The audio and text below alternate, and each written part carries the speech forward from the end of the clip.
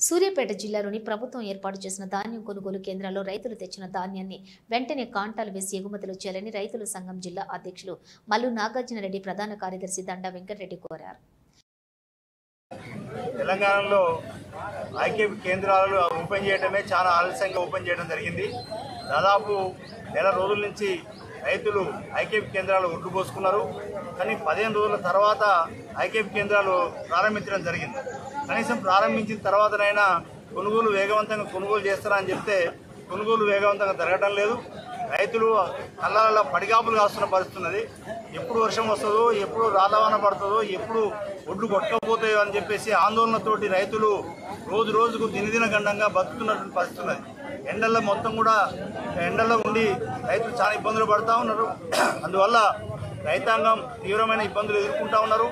ఎప్పుడు కాంటాలు అయితే ఎన్ని నెలలకైతే అర్థం కాని పరిస్థితి ఉన్నది.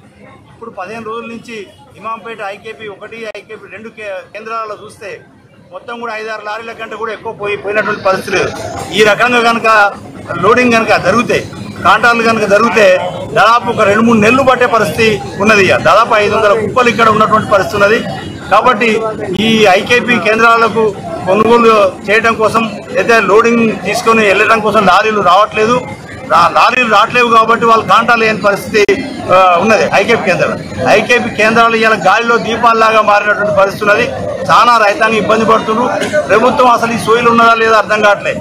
ఈయన కొత్తగా పెట్టింది కాదు ఐకేపీ. అనేక సంవత్సరాల నుంచి ఐకేపీలో ఏ రకంగా అనేక సమస్యలు వస్తూ ఉన్నాయి.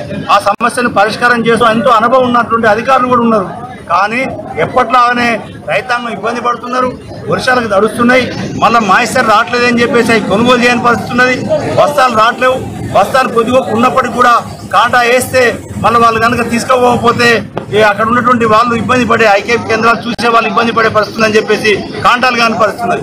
ఇంత దుర్మార్గమైనటువంటి పరిపాలన ఇంకోటి లేదు. ఇలా దాదాపు కాంగ్రెస్ ప్రభుత్వం అధికారంలోకి వచ్చినాక రైతులకు బాగు చేస్తారని అనుకుంటే ఇవాళకి దాదాపు 1.5 సంవత్సరాలు కావస్తా ఉంది. అధికారంలోకి వచ్చినాక ఇది 3వ ఐకేపీ కేంద్రాలు కావటం. కానీ వాటి మన ఐకేపీ కేంద్రాలను సమస్యను పరిష్కారం చేయడం లేదు. అందుకని ఇక్కడ లోడింగ్ అయిపోయిన తర్వాత లారీలు అన్లోడ్ చేసే కాడ కూడా మిల్లుల దాకా చాలా ఇబ్బంది అవుతున్న పరిస్థితున్నది. ప్రభుత్వం వెంటనే జోక్యం చేసుకోవాలి.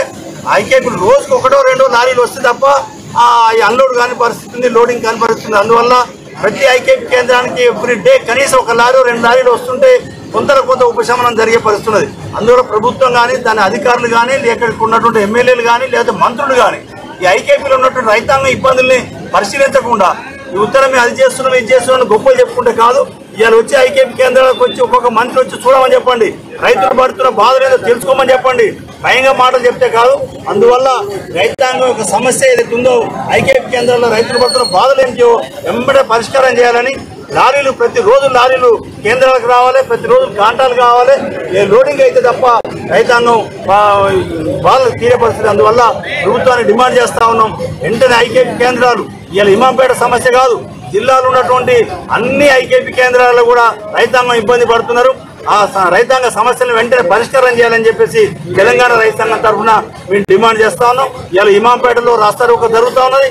అధికారులు వచ్చి హామీ ఇచ్చి ఇక్కడ ఉన్నటువంటి ఐకేపీ కేంద్రాలు ఉన్నటువంటి ఒడ్లు తరలిస్తామని చెప్పేసి హామీ ఇవ్వకపోతే ఇక్కడి నుంచి లేసేలేదు.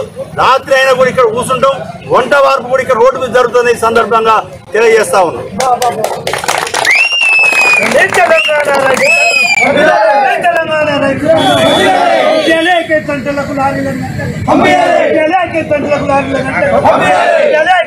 అధికారులు